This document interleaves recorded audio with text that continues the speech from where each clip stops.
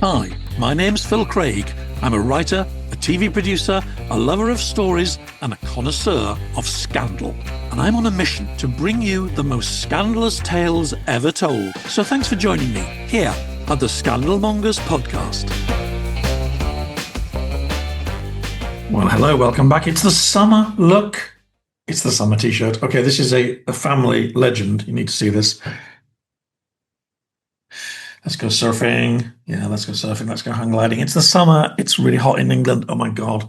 Yeah, everything stops here when it gets to 30. And by the time it gets to about 38, which is what it was a couple of days ago, nearly. Okay, I think it's 36. Oh gosh, the apocalypse has struck. The roads are melting. People can't leave the house. People are passing out on the tube. Oh my goodness. Anyway, Phil brings out his t-shirt. So 1990, I got this. And it's been on numerous family holidays. It's been washed 1,000 times. It's been in the sea. It never ever fades. It's indestructible. I don't know, there's some kind of magic material. I've got photographs of me in this with my own children and now with my grandchildren. Yeah, it's a silly Phil Craig family summer tradition, which I thought I'd share with you. So I like to share. And this is a medium for sharing, is it not? The internet. So yes, thank you. It's me, Phil Craig, after a 2-week gap. Enjoying the summer back at the Australian Bar with a great show coming up, full of catch-ups and funny stories, and then, of course, cricket. Yep, you're all here for the cricket. And I'm determined to persuade at least one American that cricket truly is the world's greatest game. And I'm hoping that my guest, Tim Wigmore, will help me persuade you, because he's an expert and he's got a really cool book. And we like talking about cool books. And we love talking about cricket. But before that, oh goodness, I got some nice feedback from all the sharing I've been doing of my book promotion. And I love to share, I love to show off. That's why I'm here. So I thought you might like to see some pictures of probably the highlight, I think. Well, no, there are lots of highlights. Going down to Dorset with my mother-in-law. That was very special. Speaking in HMS Belfast about the book on VE Day. That was really special. But this was particularly nice. It's called no, I need to start sharing. Here we go. It's called the Chalk Valley History Festival. Can you see that? Hopefully you can. Yeah, and it's this beautiful literary event in a kind of lovely valley near Salisbury. Again, the weather was fabulous. It's too hot, if anything. And you'll notice most of my photographs are of the green room. Writers, entertainers love a green room, especially when there's free drink on offer, and there was. But look at this, it's a green tent. It's a marquee. It's so lovely. Got to meet lots of other writers, and Mrs. Craig came, and we spent a lot of time sitting here. Should have gone to the talks, but sometimes it's nice just to sit with a glass of wine. Look at that. Some beautiful couches. There we are. That's what it's like. Chalk Valley. And there's Mrs. Craig having a toasty. That was so nice. It was such a delicious, beautiful smile. Her summer dress. I didn't wear this t-shirt, actually. I was a bit more respectably dressed. And we had such a lovely time there. And I got to talk to a big audience. I'll fast forward. You don't want to see all this nonsense. There we are. That's me and my friend Rob Lyman. And that was the biggest tent they have. And that's only about 10 minutes before the event started. So it got really full. So we spoke to about, I don't know, 300 or 400 people. And it was really cool. And I think people really enjoyed it. There they all are. That's engage the enemy more closely. So yeah, this is Phil doing his book tour in the summer, having the time of his life. So hang on a minute. Now I need to get back to me. There we go. It's the end of June. It's the beginning of July. You know what that means? Comment of the month. So some really cool comments from Claire Mully last fortnight, talking about Agent Zoe. Elizabeth Neal, 3825. Thank you, Claire Mully. Zoe is an inspiring figure. I'm sure her Polish culture was important in forming her sense of her national identity. And she was an inspiring figure. Thanks for sharing. Jeremy Gardner. Welcome return to form, Phil. How do you mean return? Great show, great questions. A wonderfully eloquent and articulate subject telling a fascinating and new story. Plus, how refreshing to have a host who actually listens. Oh, Jeremy, I could resist nothing apart from flattery. And for that lovely comment, I thought I'd give you comment of the month and you get a mug. So if you're listening to this show, be in touch. There's a link in the bio. You can email the the producer, and we'll arrange to get one of our wonderful mugs to you soon. Lots of other lovely comments, actually. Rather sad. Carrie B61. Hi, Carrie. She said that she hadn't heard that I was coming to Devon to talk about the book. She lives in Exeter, not far away from Dawlish, which is where I was. She didn't know, and she would have come if she'd known. Sorry, Carrie. Next time I will be more. I'll give people more warning. And more on my Australian tour soon. That's going to be in October. I've now got 6 events, and I'm going to tell you all about those. So anybody in Australia who can get to Perth or Sydney or Canberra or Melbourne, maybe we can say hello in person. That'd be nice. So talking about comments, I recently paid up for the full fat, expensive premium version of X. No, it's no longer Twitter, isn't it? It is X. And that includes Grok, the artificial intelligence machine. And I thought it'd be fun to ask Grok what it thought of the podcast. And you can ask Grok to do a positive review, which it did, full of praise for me, of course, and for the show and for the guests. But you don't want to hear that. You don't want to hear that. I'm far too modest to share that. And it was culled from various comments and things people have made. And it was actually quite flattering. But of course, Grok can do the reverse, and it did. So I thought you'd quite enjoy what Grok said when I asked it to be scathing. Phil Craig's style is a major drawback. His delivery is often smug and overly theatrical, with a tendency to lean into a sneering tabloid-like tone that undermines any attempt at serious journalism. Fair enough. For instance, listeners criticised his hectoring and sneering monologue at the start of the Rory Cellan-Jones episode. So did they? Okay. This approach of Phil Craig's feels more suited to a clickbait headline than a podcast aiming to explore complex historical or cultural themes. And it alienates those seeking nuanced discussion. Oh no! People seeking nuanced discussion, do not be alienated. I'm sorry. Come back. Oh, I love this. Second, the podcast content has been inconsistent, particularly since co-host Andrew Loney stepped back to work on his book. Ooh, that cuts to the quick. Well, many listeners have noted a decline in quality. Oh dear. One review says, I'm not enjoying this at all. I used to like it when Andrew was here, but now it's getting a bit Daily Mail. Oh, I think Andrew would be offended. I think he's very Daily Mail, actually. Yes. Craig's episodes feel like they're just chasing sensationalism, looking at overdone topics like Princess Diana's death in a way that feels ghoulish and opportunistic. I don't think I've done Diana's death since Andrew left, but there you are. I'm not going to argue with Grok. There you go. It's interesting. It's fun to hear what artificial intelligence makes of your show. In short, Phil Craig has missed an opportunity here. What could have been a fascinating dive into historical and cultural scandals is instead a shallow, irritating slog that leans on sensationalism and Craig's own off-putting delivery. It's painful. But there you go. That was Grok. That's what Grok thinks of this podcast. What else is happening before I get to cricket? Oh, so many stories that we've covered sort of dribble on, and there's been so much news, goodness me, so much news in the world in recent weeks. You may not have noticed there's an amazing story in the Telegraph about 2 weeks ago. Now, this was going to come out at Fayed's trial, I'm sure. That trial is probably many, many months away. We followed the story of Fayed and the allegations about his behaviour at Harrods and the Ritz and elsewhere. And I think twice we've had David Hopper, the lawyer, on talking about his experience and when the first allegations about Fayed were aired and how he got involved and how they tried to stop him. Fayed's men tried to kind of either threaten or intimidate. I shouldn't say bribe because I don't know evidence for that, but a lot of money was splashed around to try and discredit people. But it turns out, according to this Telegraph article, and it looks like they have sources inside the investigation, that Fayed was also paying spies. The Egyptian intelligence service, which actually has a reputation for being really good, and I think probably has historically had quite close ties to the CIA. The Egyptian intelligence service was very active in Paris and London, especially in the 90s and the early part of this century. And it turns out, according to his allegation, Fayed was paying them to get information about his enemies, but also about Diana and her death, so he could pursue his own, I would say, obsessive interest in proving that it was the British establishment and maybe even the royal family itself, that had her murdered, something I believe never happened, but he did. And so, yeah, that's dragged that story to another level.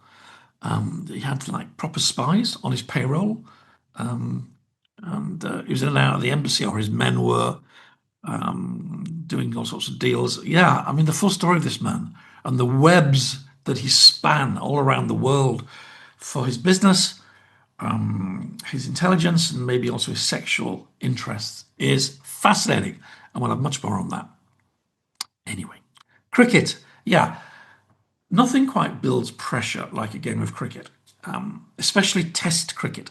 And for those who don't know, Test cricket is the kind of purists' 5-day version of the game, played almost only now between international teams. And you'll do a series of, they're called Test matches. And you'll do a series of these. It could be 3, could be 5. The really big countries, India, big countries where cricket's really popular, India, Australia, in England, New Zealand, Pakistan, South Africa, they tend to play 3 or 5 matches. So that's 25 days of sport in a series. Each game's 5 days long. And one of the bizarre things, of course, about cricket is that it's weather dependent. Even though it started in a country that, despite the sunshine we're having now, is famous for its rain. So, yeah, you can have a 5-day game of cricket building up to a great, exciting climax, and then the last day can be ruined by rain. And there's a draw. But that's kind of part of the game, weather, judging the weather. You can accelerate your innings, your scoring, or you can declare, you can stop and get the other team in if you think the weather's going to change.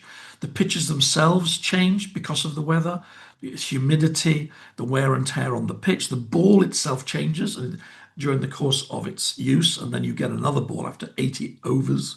So I could spend all day talking about the rules of cricket. It's arcane, it's complicated, but it does have this unique ability to build pressure, resulting in something spectacularly exciting, edge of the seat, final hours in games. And every country, every sports fan, cricket fan will have their own favourite from their own country, no doubt. Mine inevitably would be Ben Stokes in 2019, and a ridiculous fight back he did against Britain's old enemy, England's old enemy, Australia. Australians have many reasons to celebrate their own great victories, of course, and they've had lots of them. Yeah, I don't know, when I was a kid, Ian Botham was a great hero of mine, a kid, teenager. And in 81, when I was 21, he pulled off a similarly extraordinary sort of backs to the wall performance under amazing pressure. Yeah, so that's why cricket just has this ability. And it's also, we'll talk about this with Tim, I'm sure, it's quite dangerous. You know, you're talking about a hard ball coming at your body up to 90, even more miles an hour. If it hits you, it hurts. You have padding. They didn't used to. They always had some protection, the groin, the legs, pads, but they didn't used to have body padding, and they didn't used to have helmets. And occasionally people got very badly injured, and occasionally they died. And so it's a dangerous game. It's an exciting game. There's an edge, to see a fast bowler coming in, peppering a batsman, moving this way and that, is thrilling. It's one of the most thrilling things you can do in sport, I think. And then to see a really great batter. People don't say batsman because, of course, the game is hugely popular with women now as well. So I don't know, batter. I would rather say batswoman or batsman, but that's just me. They're weaving, then they're swinging and they're connecting and they're sending the ball to the boundary and the crowd's erupting. And of course, because the game lasts all day, everybody gets a bit drunk in the crowd. So you just get wonderful atmosphere. So that's cricket. That's why I love it. Tim Wigmore has one of the best jobs in the world. He writes for the Daily Telegraph. I'd say the paper that has probably most cricket fans subscribing and reading it, and he gets to travel around the world watching cricket. Lucky him. Okay, that's probably enough from me about everything. See you at the end with more news. Oh, some exciting news actually about Andrew, his book, and him coming back on the show with me to talk about Prince Andrew and Fergie, and that's going to be a highlight of August. And I will tell you a bit more after we've heard from Tim. Thanks you so much, and I hope you enjoyed the shirt. Bye. Tim, welcome. I should explain that Tim is such a cricket tragic that we're having this conversation at breakfast time. Yeah, I'm in Nottingham for the first test match of the summer. So it's a kind of apt day to do this chat. Do you like to get there like several hours early to soak up the atmosphere? To be honest, I'm notorious of being very, very late. So no, I'm notorious. Yeah, I get there as the first ball is bowled generally. So I won't claim uber professionalism on that count, sadly. Well, you're looking at a man who is also a bit of a cricket tragic. I sent you a link this morning. You probably haven't had time to look at it. I commissioned what might be one of the most foolish documentaries ever made when I was in Australia about bodyline, a subject we will get onto, I'm sure, in this conversation. But in this program, an Australian comedian who loved cricket and worshipped Don Bradman wanted to experience what it was like to face bodyline bowling. Foolish idea. You'll probably agree. Oh, I think a fascinating idea. Yeah. I mean, a series. I mean, that was 1932, so almost 90 years ago, and still has such a kind of deep resonance today, really. Well, no, well, Adam, my friend Adam, he said, I want to stand where the Don stood. That means so much to Australians. But we let him go in front of the cameras to face fast bowling. Brett Lee agreed to bowl at him without a helmet. And obviously we had medical people there and we had all sorts of health and safety. But, really, it was about a year later, Philip Hughes died. So he was an Australian batsman, for people who don't know, who was hit on the head, on the neck, rather. So it's a dangerous game. Yeah, it is very obviously terrible incident. But yeah, no, it is a dangerous game. I think one of the themes in the book I do talk about is, there we go, is the kind of physical threat. And of course, for most of, including in bodyline, for most of Test history, batsmen have not worn helmets.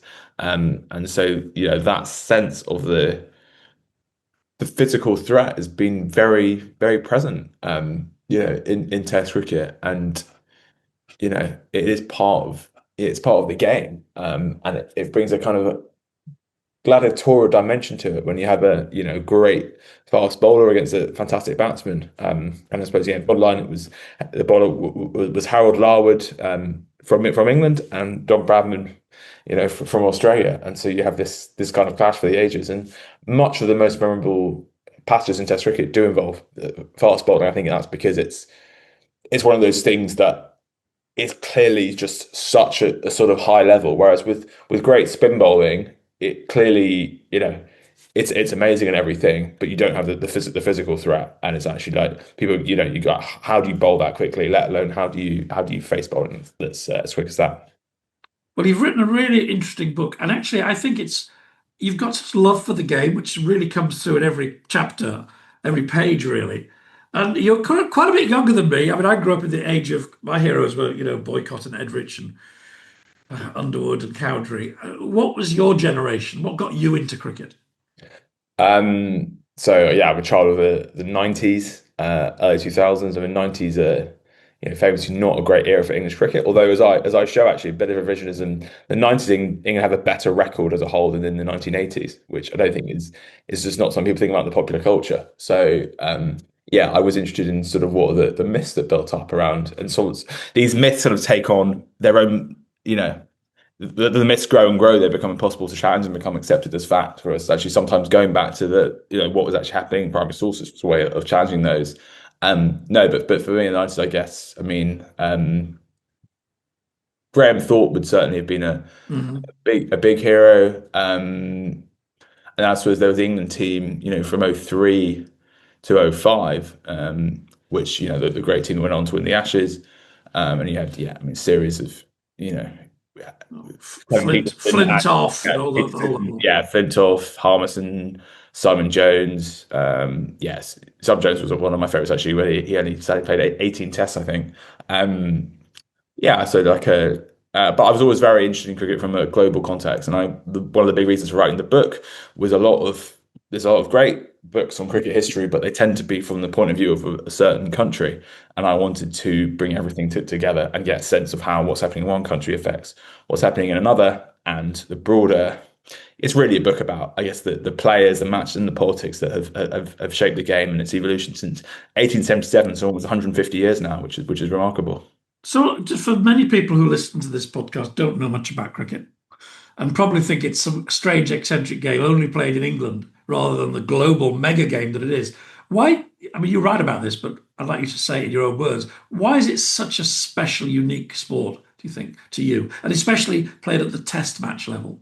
Well, Test cricket is a very strange game, which you would certainly never invent now. And in fact, in the 19th century, when it was invented, people said, fans don't have the time to go to this and stuff. So Test matches is four innings, so two innings on each side, and it now lasts 5 days. Historically, there has been matches that have been scheduled over unlimited days. And one of the great and strange stories is in 1939, so obviously stuff was happening worldwide that was much more important. But yeah, March 39, England and South Africa, the last match they play over 9 days, and they still haven't decided it.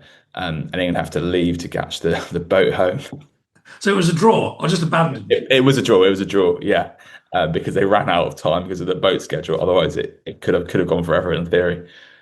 I mean, the notion of a test match is quite an interesting thing because cricket is played and people play games, and now often it's one innings, T20, very short Yeah, yeah. matches, bish bash bosh, very exciting. But a test match is a sort of psychological test as much of a sporting test, I think. Yeah, and then the physical and mental. So lots of it's interesting that some of the things we think of as unique to Test cricket and special to it, are also why it's so hard for underdogs to win. So the fact you have four innings and a 5 day match, actually, that means for a weaker team, you have to keep on beating someone. It's so difficult. You think of football, and actually, we all know you can win 1-0. You can get, a lucky deflection or whatever, and you can get a bit of luck and hold out and defend and basically kind of protect your lead. In Test cricket, you kind of can't do that. So actually, because you get a second chance, which is a lovely feature and a unique feature in so many ways, it also means if you're playing against Don Bradman or whoever, you actually have to get him out twice, and you might get him out once by a fluke, but to get him out twice is really, really cheap. Yeah, I like that section of your book. You say this is a game of second chances, and often the players have had second chances in all kinds of ways. Yeah, And that's that why does, it sells these redemption stories even within a match. You have players at rock bottom, and then you have these great comebacks, and that's part of the magic of it for sure.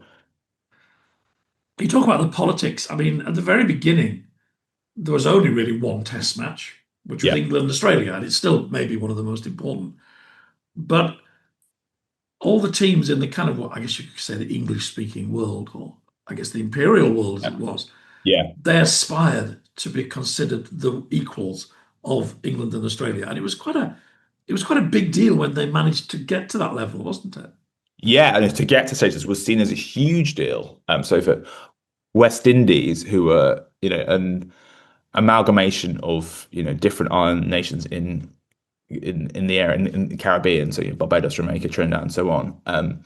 Yeah, for them to get to status was actually seen as really important in establishing themselves as a kind of region in its own in their own right, and giving a sense of kind of regional and national identity and purpose and stuff. So and there's these big fights to get test status, which you don't see in other sports. So cricket has this, unfortunately, has often had this very exclusive attitude. And one of the great sliding doors moments was 1909. So the first global government for cricket is founded. It's founded by A. Bailey, who is a kind of Anglo-South African mining magnate, and he's such a part of the British establishment that his son marries Churchill's daughter, so he's completely kind of embedded in the establishment, and he creates the kind of the governing body, but as a way, it's not just about cricket; it's about empire as much as it is about cricket. And you have to be a member of the British Empire to be part of the governing body. The Is that first right? Is the that first right? word is imperial, and this means that USA and Argentina, who are two of the strongest five or six nations in the world at the time, they're excluded from the body and ineligible. While that's as long as that's the case, which is the great sliding doors moment, because USA cricket was actually very strong at the time, and Philadelphia really, but it was a real How strong. interesting. I Maybe the never knew best bowling that. world was from USA at the time. So you could have had a world where we could be playing test matches in New York, Buenos Aires, and so on, and some fantastic away trips. But it's a different sport, and so that's one of the kind of sadnesses in writing the book is the administrators have been so exclusive and so conservative that has been a bit of a roadblock to the game growing. I do remember from university days that George Washington loved a game of cricket. I mean, it was quite common in North America. Obviously, it just never had the chance to flourish.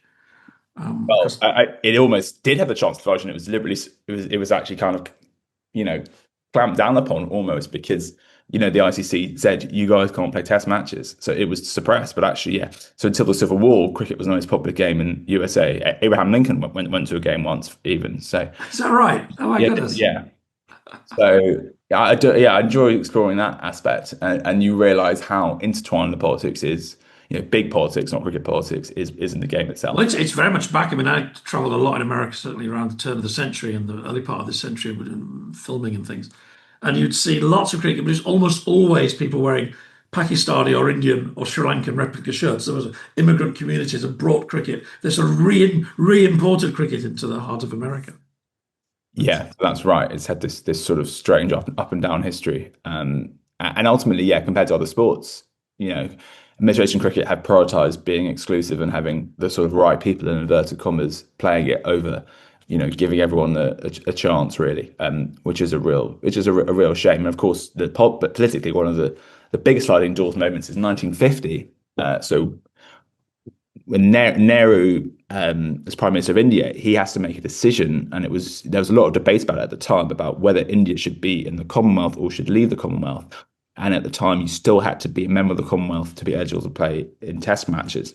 So if Nehru had decided to leave the Commonwealth, India would have, by the rules of the time, been kicked out of Test matches, and that really would have been another big sliding doors moment. Wow, because Indian cricket, I mean, not only is it that incredibly popular, it's now probably commercially the most powerful by some distance in the By world. some distance, absolutely. About three-quarters of the game's revenue, as far as we know. It's hard to give a complete estimate. Wow, wow. Yeah. Well, and I guess also the heroic figures in Indian culture that came through and still come through cricket. We've just seen Kohli retire, and it's like it's like a state funerals going on social media for him. But obviously Gavaskar and Tendulkar and all Yeah, these. Tendulkar, who I was able to talk to for the book, was one of the real pleasures. Tell me about that, because I think that in the kind of decolonizing world, the fact that these countries that I guess learned cricket from the English came to dominate, whether it's the West Indies or India, was politically quite significant, I think. Absolutely, yeah.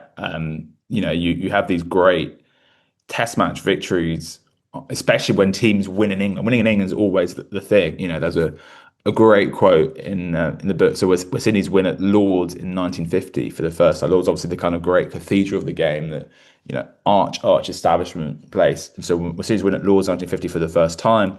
And there's a lovely quote, West Indian who's in England, who's moved to England. He says, for me, that was when the empire ended right there and then. And there is something in that. It really does have a broader importance. So it is just a bat and a ball, but it's also so much more than that. And that was one of the challenges and the joys of kind of researching the book, was to really go into that. And I think someone asked me, did you think about not including the politics? And I said, I didn't even, that thought didn't cross my mind, because to not include the politics would have just been writing half of the story. So that would have been the wrong approach completely. So I sort of didn't. There's like a lot of politics in here, but it's not a deliberate choice. I'm just telling the story. I mean, England, so South Africa did not play against it only played against one player who wasn't white until 1992, because the South African board basically continually put pressure on England to not pick players who weren't white against them, and England shamefully they adhered to that policy. So there's only in 1929 one British Indian player plays against South Africa, and that's the only time. And then you have the D'Oliveira affair in 1968, which is when so D'Oliveira is South African. He's moved to England because he's Cape coloured. He's seen as Cape coloured by the apartheid government. Therefore, We would call it mixed race today, we wouldn't call it we? mixed race. But yeah, so you obviously these are But pretty. he's not white. No, and so anyway, so he moves to England because he's not allowed to be a pro cricketer in South Africa. He's not allowed to literally play with white players, which is incredible. And so he moves to England, becomes a star there, ends up playing and qualifying for England, and then he plays this amazing innings against Australia. And the next touring and have is in South Africa, and so he on merit should be picked absolutely, but he's famously not picked, and the minutes for that meeting at Lord's have disappeared. So it seems like there was real pressure from the South African government. We know there's pressure from the South African government. It seems like it got to selectors who, in some cases, actually had big business and financial interests in South Africa.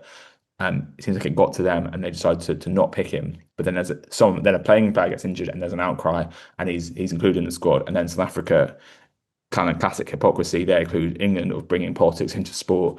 Ah, And saying this is a kind of leftist team that they've picked because they've just picked one they picked one player South Africa don't like, which is completely on merit, and then the tour does not happen, and then this leads to South Africa then being banned from Test cricket in 1970, which carries on all the way. But when Nelson Mandela is released from prison, reputedly one of the first things he said was, "Is Don Bradman still alive?"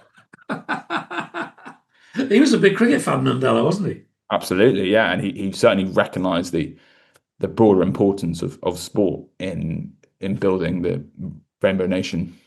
Well, we talk about politics and cricket, and yes, it's completely interlinked. I guess no more so maybe than the famous Bodyline tour, which is a story. Um, it's fairly well told in England. I'm guessing most people who are listening to this don't know that much about it. And I don't know whether you'd say it was the golden age of cricket, but it's close to. So, just explain to the non cricket tragics out there what Bodyline was and why it was so important, and how it nearly broke the relationship between Britain and Australia. Yeah, so this is 1932-3, the Ashes in Australia, and Australia have Don Bradman, who is statistically, maybe the best ever sportsman in any sport, full stop. So, the second best Test batsman in history averages 61, and Don Bradman has an average of 99. So he is like 40% clear of the competition, which is insane. And there can be no other sport where there's that big a gap between number one and number two. It's still unfathomable, really, although I do go and explore why. But yeah, so England then have a situation where they are trying to find a way to bring this guy down to size. And this is, of course, an era where just to explain, you're bowling with a leather ball at this era, maybe you get to 85 miles an hour or even more, so fast, but a leather ball that could really do a lot of damage, and you have very bad protection, very limited protection. You don't have a chest guard or anything, and of course you have no helmet, so you just have a cap. So you are very exposed. So you've got pads on your legs. Got pads, your groin's got a kind of crude box. It's called a box protecting it. And you have gloves, but even the gloves are, people can get very hurt because they're not the quality that they are now. And so England try and work out how, it's 5 matches. England how can we hatch a plan to bring this guy down to size? And Douglas Jardine, who's an England captain, and he's very, he's from Winchester, and he's on one level a very typical English captain in terms of his background.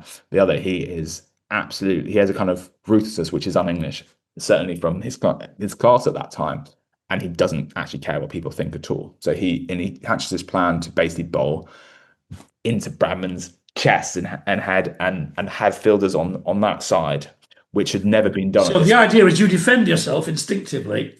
Because it's coming towards you have fielders, you have you catch and you're out, and also because you kind of, if you keep bowling there, you can't access the offside, as it's called, which is half of the field, because you can't get around the ball to hit it that way enough. So you're kind of trapped, and you have this physical level of threat, and you're going to be uncomfortable. And so he hatches this plan. He then unleashes it in Australia.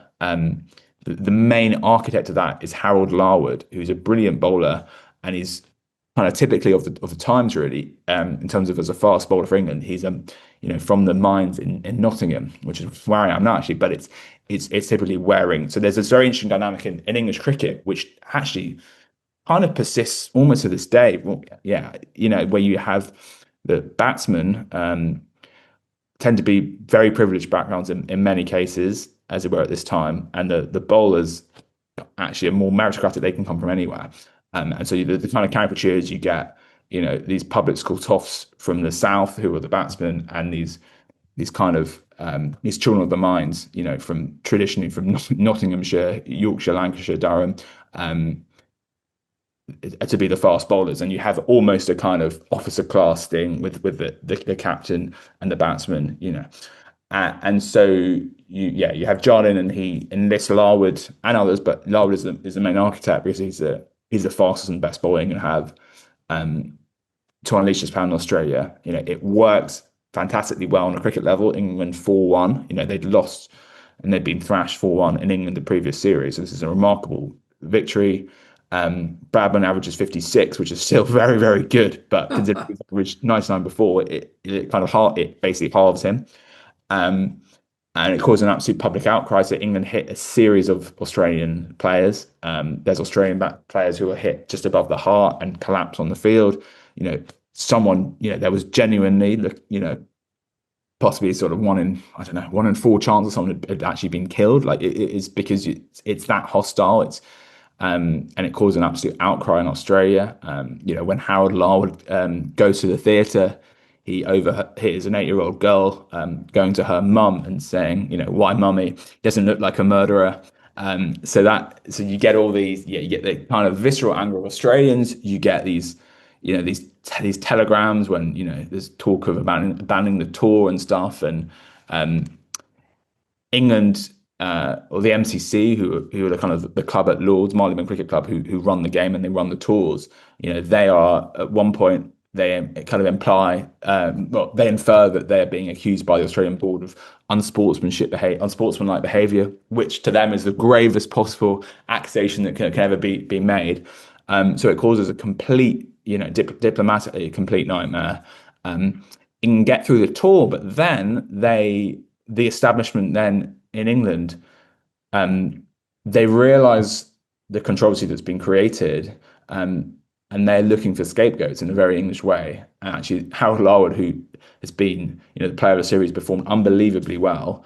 He never plays for England again. He's asked to apologise, and he says he's got nothing to apologise for, which is right because he'd just been following the orders of the captain, and it wasn't his fault. He was fast and a brilliant bowler. So he's made the scapegoat. Douglas Jardine plays a little bit longer, but doesn't play against Australia again. And then and it leads kind of to a gentleman's agreement not to bowl this style to the same extent. And then there's a law change, but that happens in the 50s. But yeah, it does cause a complete. And I think Harold Larwood, doesn't he end up having been the sort of villain of the piece to many Australians? He ends up living in Australia, becoming Australian. I guess he preferred this sort of more meritocratic society than being bossed around by the likes of Jardine. Oh, that's right. Yeah. So there's a kind of happy ending there, which he does go to Australia, and actually he acts as a pallbearer at the funeral for one of the Australian players that he'd hit. Really? I never knew that. Remarkable.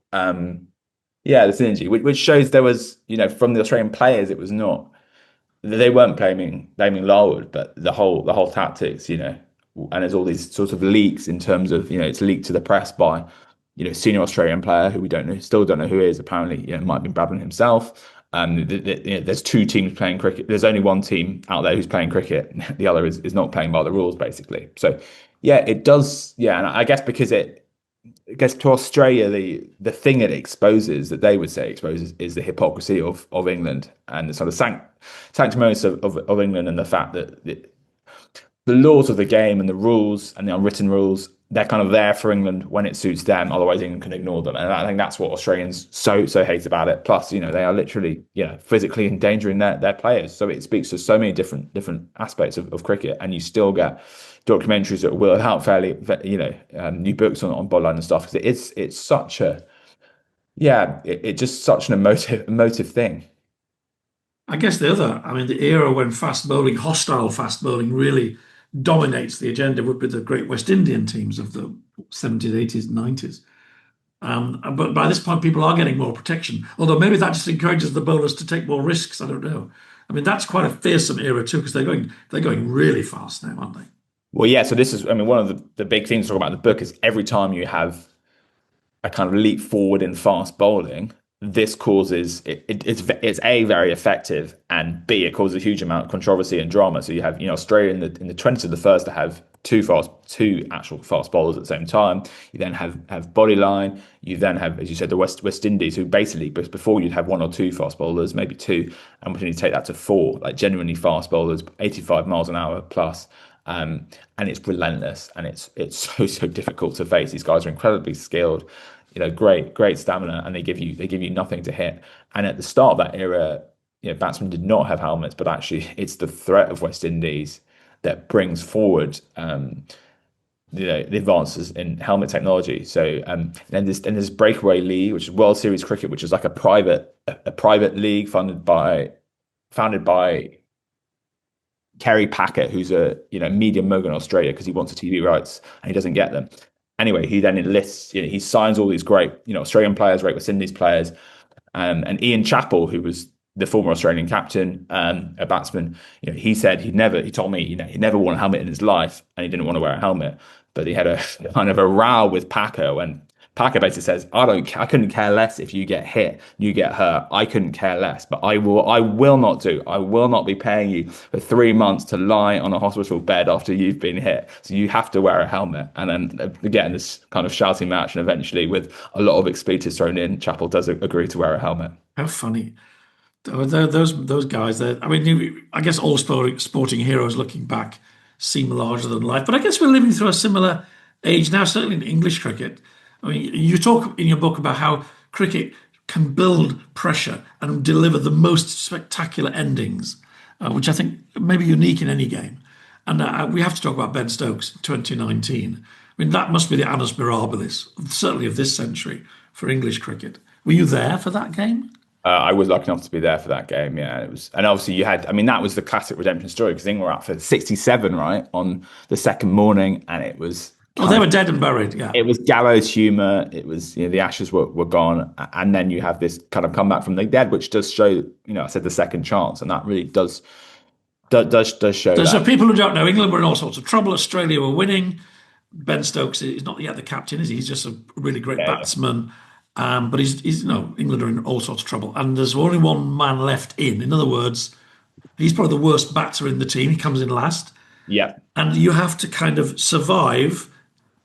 Well, I don't know how long it was, an hour or so. Well, And you basically have a partnership of 79 for the last wicket, of which the other guy, Jack Leach, gets one, and Stokes gets all the rest of his own back. So it is a kind of And he's exhausted. He's falling over. He's drenched in sweat. The Australians trying everything. And it's almost like he reverses the pressure. All the pressure's on him. But by the end, the Australians are sort of psychologically falling apart. I mean, they're making mistakes.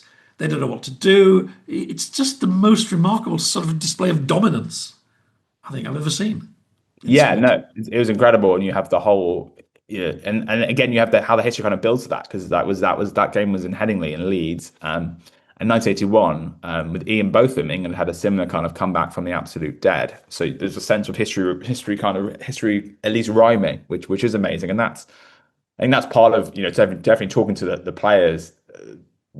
Not that they kind of say the history necessarily themselves, but they have an awareness of it and a sense of that they are part of this story. And I found a lot of them were kind of so proud to be part of the story and do. There is a sense that when these great things happen, the meaning is kind of in they know how rare they are, basically, how rare it is to beat Australia from that position and so on, and that adds a kind of a level to Well, it. my Australian listeners, I hope, will forgive me for talking about Australian defeats. There should be said that Australia has consistently had one of the best teams ever, and at times been completely dominant. But you talk about, you say actually one of the best days of your life watching cricket was January last year, 2024. And the game, I think it was it in Brisbane? West Indies, Australia, one of the great comeback stories. Talk me through that one. Yeah, so that was an amazing day because you had two test matches at the same time, and both of them teams come back from the dead. So you have in Hyderabad, England against India. England are behind 190 runs on first innings, and they kind of construct a miracle win out of nothing, win by 40 runs there, and then you have the same time at the Gabon in Brisbane, West Indies, who are completely been written off. They've lost by an innings in the first test. They've been attacked as no hopers. Why are you still here, basically? And they have Shamar Joseph, who's in his second test match. He's from a village in Ghana in the absolute middle of nowhere. He has to get a boat for 3 hours to a city and stuff. And the fact he's even spotted is remarkable. And he has a broken toe, and he just says, "I'm going to bowl through it." And he gets 7 wickets by himself. While being very injured, Australia he bowls Australia out. Australia lose by eight runs, and it's one of the greatest victories ever. And again, the kind of history element adds a level to it because Brisbane, the Gabba, was the same venue where Australia and West Indies in 1960 played one of possibly the most important Test match of all. So this is a tie match, which means a tied match for the first time ever, which means both teams have scored the exact same number of runs. So that's a kind of a complete freak occurrence. Australia needs I think 2-3-3 in the last innings, get all out for 2-3-2. So it's absolute, that in itself is a miracle, very high standard game. And then the political element adds a whole new dimension. So this is the first ever test when we're seeing a full-time black captain. So until 1960, West Indies had always had white captains, and the reason was the administrators who ran West Indies cricket. It was a tool for kind of control, maintaining hierarchy. So they didn't pick the captain on merit. There was a big campaign in the Caribbean to have a black captain, and it was seen really as intertwined with the independence movement. And actually, what happens is Royal becomes captain in 1960, does brilliantly, leads West Indies to kind of being the number one team in the world for the first time ever. And then later the decade, really from 66, you get a whole series of islands becoming independent as well. So there's a real connection there. And in fact, campaigners for independence in the Caribbean are also the same people campaigning for war to be captain. So there's a real sense of this is all part of the same story. This is not kind of sport existing as a escape from the kind of rest of life. This is actually sport as integral to what's happening on the ground and people's kind of lived experiences. And that's not a kind of confected thing. That is the power of Test cricket at times. Well, I think you're a very fortunate man to be paid to watch cricket. I have to say that. And no doubt today you'll be having a jolly time at Trent Bridge. Where do you see Test cricket? Because it was only about 15 years ago if people were writing it off. The rise of the short form game, the commercial franchise cricket in India, which has spread to lots of other places. And yet it feels to me like Test cricket's having a bit of a moment again. Yeah, I suppose looking at the history was so interesting because you go back to the 1890s and people are complaining that players they're not they're not playing for the badge anymore. They're just playing for money nowadays. Yeah, they don't care as much. All these things. So historically, Test cricket fans have loved and moaned basically, and there is a sort of there's almost this existential fear built into fans of the game from the very beginning. And even the so-called golden age, which before World War One, people are really worried about the future of the game and everything. So learning that, you kind of, writing the book, you get an understanding of that these are regular debates. I do think this is a different climate because you have with T20, which is, 2020, which is basically a 3-hour game of cricket. That is clearly better suited to the modern age and attention spans and everything. So the Test cricket is under threat. But I think we've been talking to so Sachin Tendulkar, Pat Cummins, Michael Holding, so many of the best players of all time, they get a real sense of their appreciation for the format, obviously how hard it is, but also their sense of being part of something greater. And that makes that kind of makes you hopeful because when the players care about that much, that does keep it in good stead. I would say, I have the book ends with me having some suggestions for how to keep the Test game more viable. There needs to be more sharing of wealth. Australia, England, and India between them, they hoard far too much the wealth for themselves, and they're too rarely thinking about what the global game needs rather than themselves. And actually what they need is enlightened self-interest, right? Because they need opponents to play against who are exciting. You talked about West Indies earlier. West Indies come now, they're not a great draw, but historically they were a massive draw. So again, if you give a bit more money to West Indies, there comes a point where actually that's in England's interest as well, because it means the matches will be so much more exciting, there'll be more interest and so on. So that's what you need. You need more money to be shared around. They have the World Test Championship, which was launched in 2019, which is basically a league system for the first time, which is, until then it had run on a series of bilateral series, which is a very quaint way of doing things. So I think the World Test Championship, which again, England people very Englishly like to kind of sneer at, I think that's actually really important to give all countries, not just 3, a kind of pinnacle to aim for. So that needs to be created. That needs to be made fairer and simpler to understand. And you need to have windows basically. So at the moment, you often will have test matches happening in one country, and even in the same country, sometimes you get these T20 leagues, which could often be paying players a huge amount. So often takes players out of playing Test cricket. So what you need, we need to be realistic, but you could have 3 periods a year of 3 weeks each when you have windows for Test cricket, and you say you're not allowed to schedule any T20 leagues in this format. No, that'd be really good. I a bit like how international football, right? And when the World Cup's happening, you don't have any club matches. Even when that's cool. qualifiers happening, you don't have any club matches. That should be the model. And it's.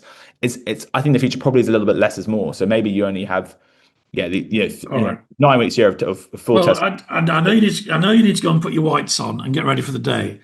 But I want to ask you, I've got to ask you about Baseball and the Ashes, which are coming up again at the end of this year, I think. And of course, you know, with due respect to all of our Australian listeners, and actually Australia, I think you mentioned Pat Cummins. He has to be one of the greats, doesn't he? I mean, what a fantastic captain and player he has been for Australia. But that Australian team is getting a little bit old, maybe. I don't know. Can Baseball have for those who don't know, Baseball, well, you should explain really what Baseball is. But it's sort of, we all loved it, then we all sort of hated it, but we're still stuck with it. And now there's going to be a big showdown at the end of the year. How do you see that playing out?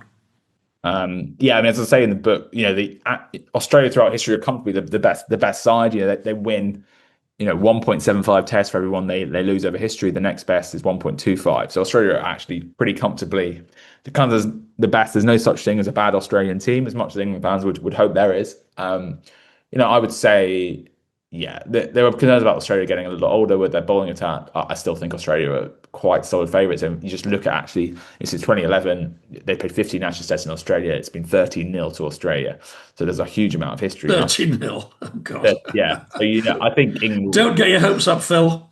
Yeah, I think England will win a test, but and clearly if Stokes is fit and firing and able to play a full part with the ball, that will be a massive help for England.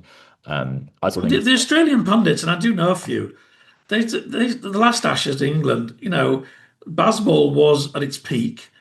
England played this very aggressive form of cricket. They took chances and crazy risks, and they were obsessed with entertaining. But at the end of the day, the slightly more methodical, old-fashioned Australian approach probably came out on top, didn't it?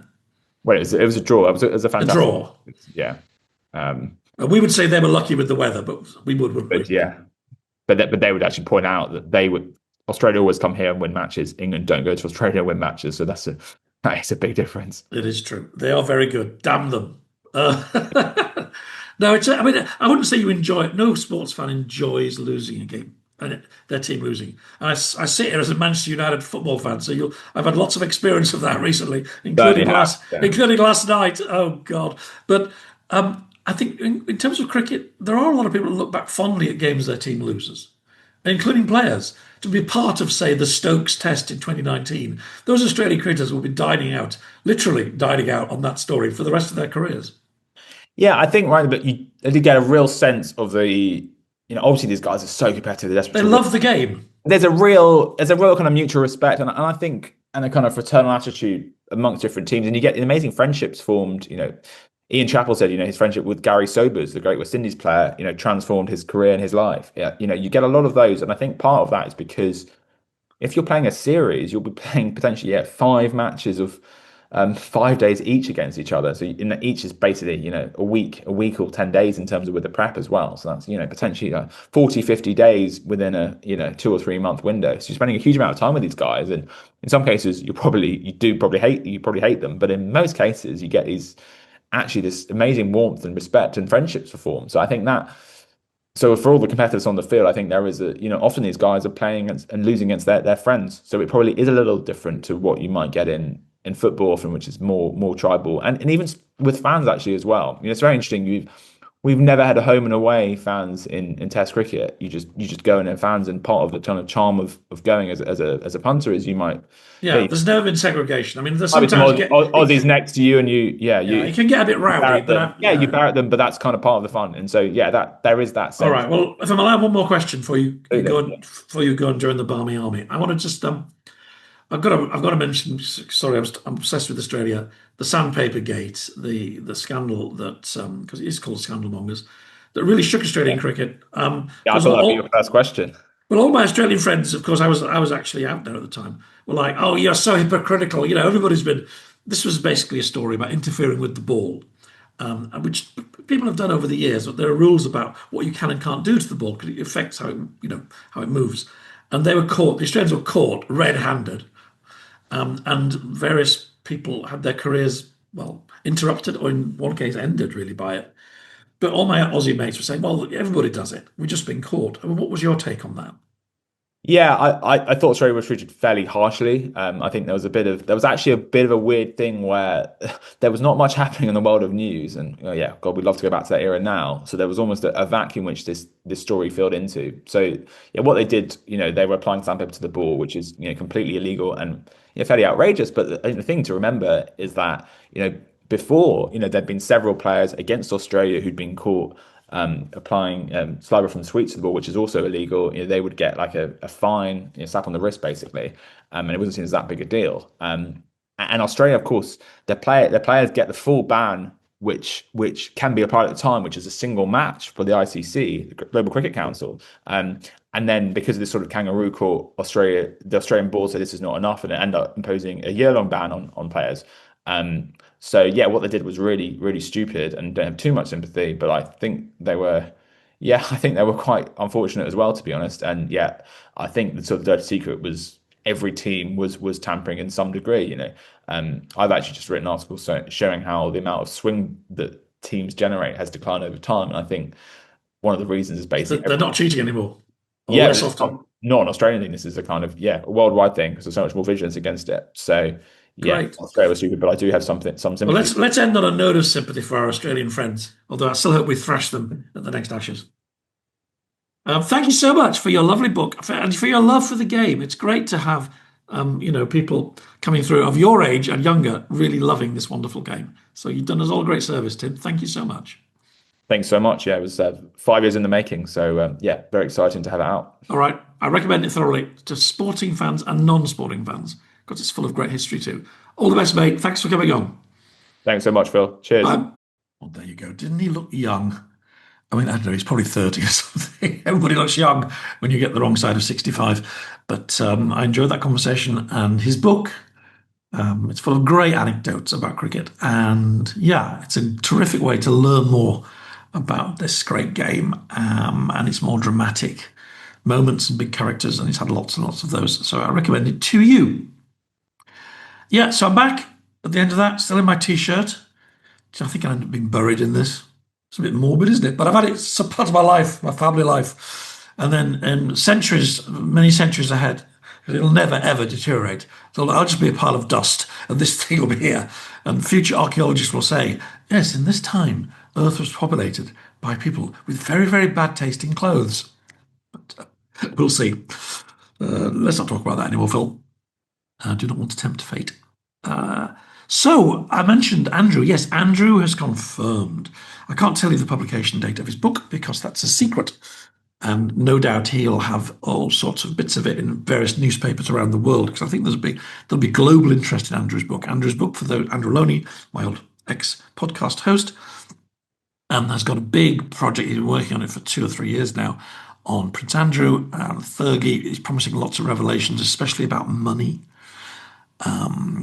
And it's going to be quite a story. And he's going to be on the podcast. And I think it'll be the 17th of August, which is a Sunday, I believe, that we'll put that one out. Who knows? We may have to sort of maybe react quickly, depending on how things go. I might even do a midweek one. We'll see. But it's going to be quite a conversation. And he's promised to really spill the beans with me. And yeah, get the old gang on the road again, the OGs of the Scandal Mongers podcast. So that'll be fun. And yeah, I'm going to away for another couple of weeks, still doing my summer stuff, still doing my books. Got some more talks coming up.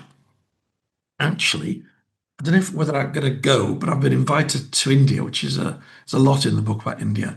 And in the last couple of weeks, I had 3 or 4 really nice reviews. I was nervous, a white British guy writing a book about India. A lot of it is about independence, and it touches on all sorts of controversial things to do with the way the British ran India, and it's not always complimentary, of course, about that, but it's not always complimentary either about some of the great heroes of Indian independence, especially this guy Bose, Subhas Chandra Bose.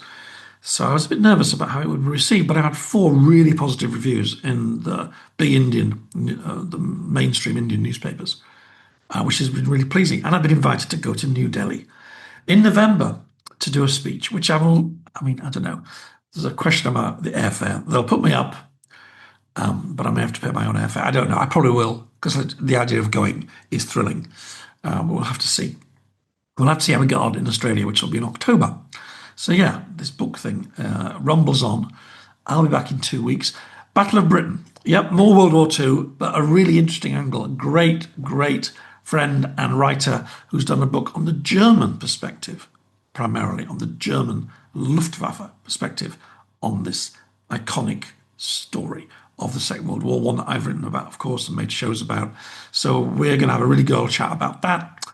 There's Victoria, surname Victoria Taylor, of course. Such a good friend. I've forgotten her surname. Victoria Taylor. Really good book, Eagle Day, all about the Battle of Britain. So that'll be in 2 weeks' time, and then we'll see lots of other things bubbling away. And then Andrew Loney and Prince Andrew coming up in August. Thank you for staying with me during the summer, and I promise to be more soberly dressed next time we meet. All the best. Bye. This has been a Podcast World production. If you want to contact me, write to team@podcastworld.org, placing Scandal Mongers in the heading, or you can reach out via the social media links in the show's bio. And if you've enjoyed this episode and you want to support the show, please consider taking a few seconds to hit the donate button found just below this video. Many thanks, and see you next week.